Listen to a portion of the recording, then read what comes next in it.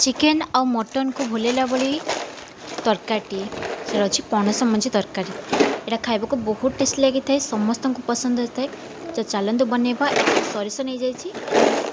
सरष तेल सहित ये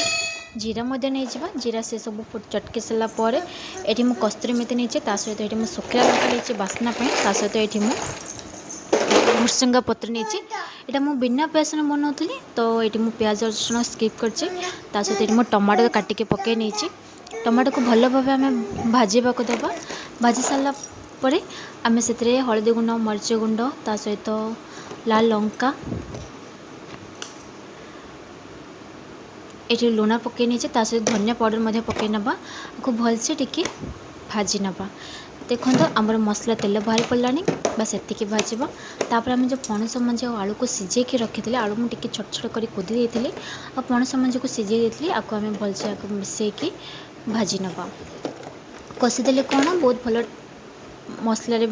मिसीज आ टेस्ट आमर दुई गुण हो पणस मंजी तो सेमती भी खाइबा को बहुत भल पाती किंतु ये बिना प्याज बनाऊे तो से टी मसला पकई नहीं और ये सिझे कले बहुत टेस्ट लगी था। ये देखो आमर कषा पूरा पूरी रेडी हो गलानी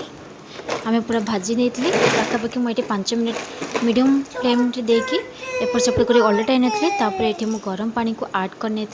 टी भलसे सिझिले ना खाइबा को टेस्ट लगे।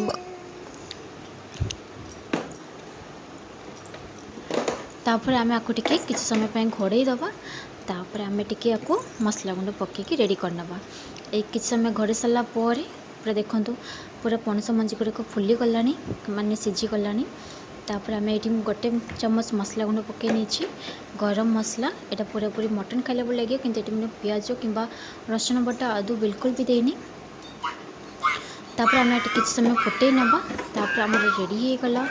पणस तरकारी मटन तरकारी भली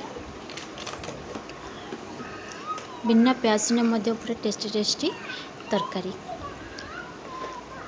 ये मुझे स्पाइसी अधिक रखी ताकि खाइबा को भल लगे